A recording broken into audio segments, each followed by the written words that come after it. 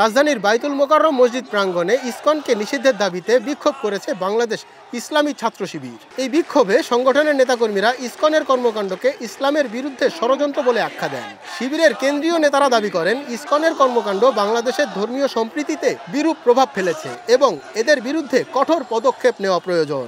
গতকাল আমরা দেখেছি চট্টগ্রামে আইন অঙ্গনকে আবারও কলুষিত করে ইসকনের নামে উগ্রবাদী সন্ত্রাসী গোষ্ঠীরা জবাই করে আমার প্রিয় ভাইকে শহীদ করেছে। অনতিবিলম্বে এ হত্যাকারীকে দৃষ্টান্তমূলক শাস্তি দিতে হবে। শিবির নেতারা আরো বলেন, ইসকন দীর্ঘদিন ধরে আমাদের দেশে ধর্মীয় উত্তেজনা সৃষ্টি করছে, তাই তাদের কার্যক্রম নিষিদ্ধ ঘোষণা অত্যন্ত জরুরি। ইসকনকে বাংলাদেশের মাটি থেকে নিষিদ্ধ করতে হবে। বাংলাদেশে শুধু নয়, এ সন্ত্রাসী গোষ্ঠী কি Turkmenistan, Azerbaijan, Uzbekistan, Indonesia, Malaysia, চীন সহ পৃথিবীর অনেক বড় বড় দেশে নিষিদ্ধ রয়েছে। এরা সন্ত্রাসী গোষ্ঠী।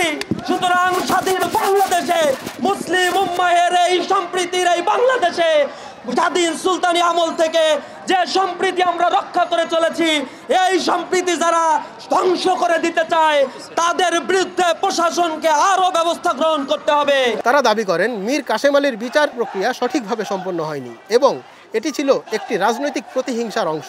আমাদের প্রথম কেন্দ্রীয় সভাপতি শহীদ মীর কাশেম আলী ভাইকে, বাংলাদেশের এই রত্নকে তারা ফাঁসি দিয়ে বিচারিক হত্যাকাণ্ড ঘটিয়েছে।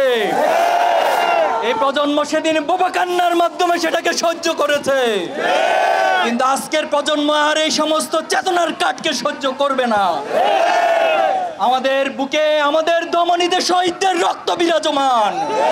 আমরা শহীদ আবু সাইদকে নিজেদের মধ্যে অন করে, আমরা সকল শহীদদেরকে নিজেদের মধ্যে অনুভব করি। এই শহীদের রক্তের অনুভবকারী যে প্রজন্ম, তাদের সাথে গাদ্দারি করতে কখনো কেউ সাহস করবেন না।